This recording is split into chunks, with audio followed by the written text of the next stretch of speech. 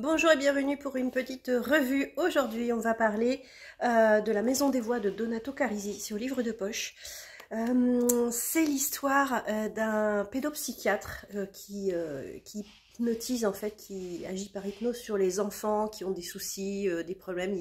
Il travaille aussi avec la justice quand il y a des enfants qui n'arrivent pas à exprimer ce qui leur est arrivé, etc.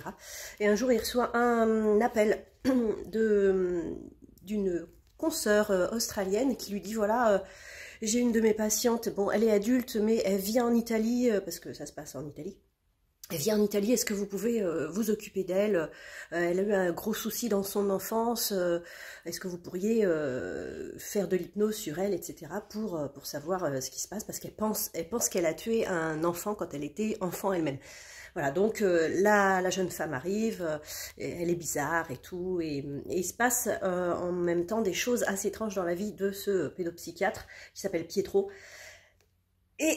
Et ça va lui rappeler des choses de son passé à lui, etc. avec son père, parce que ça se passe pas, à la fin, avec son papa, ça se passait pas très bien et tout. Et c'est vraiment un thriller assez original, parce que bah, c'est pas un thriller où il y a un meurtre et il faut retrouver l'assassin et tout.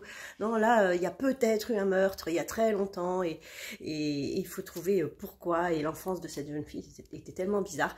Enfin, c'était vraiment très très bien fait. On avait vraiment envie de savoir ce qui se passait dans, dans ce livre et dans le passé de ces personnages.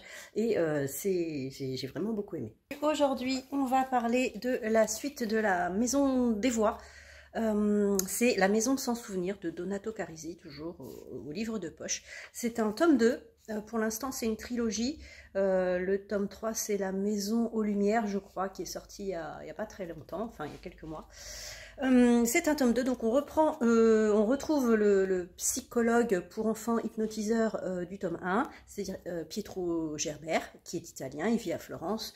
Et donc je ne peux pas trop vous dire grand-chose parce que ça risque de spoiler le tome 1 si vous ne l'avez pas lu. Mais là, il est appelé sur une affaire un peu urgente. C'est un enfant qui a été retrouvé dans la forêt. Il avait disparu 8 mois auparavant avec sa mère. Et là, on ne retrouve que l'enfant. Et ses propos sont un peu étranges. Et on le soupçonne fortement d'avoir tué sa mère, d'avoir caché le corps et d'avoir erré dans la forêt pendant 8 mois. Donc, il est hypnotisé par Pietro. Et Pietro donc dit oui, c'est fort possible vu ce qu'il dit. Et puis, il réfléchit.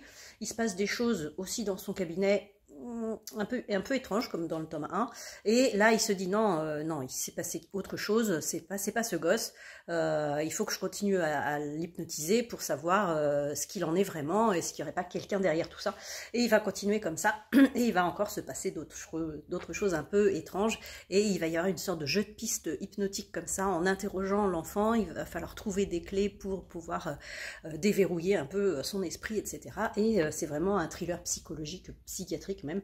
Et alors c'était bien, mais je pense que la fin, le vrai dénouement se trouvera dans le tome 3, parce que là il manque quelque chose à la fin. Et on sent que quelque chose va arriver bientôt à la fin, dont je ne peux pas vous parler. Mais tout ça, tout le jeu de piste un petit peu cérébral et psychologique était vraiment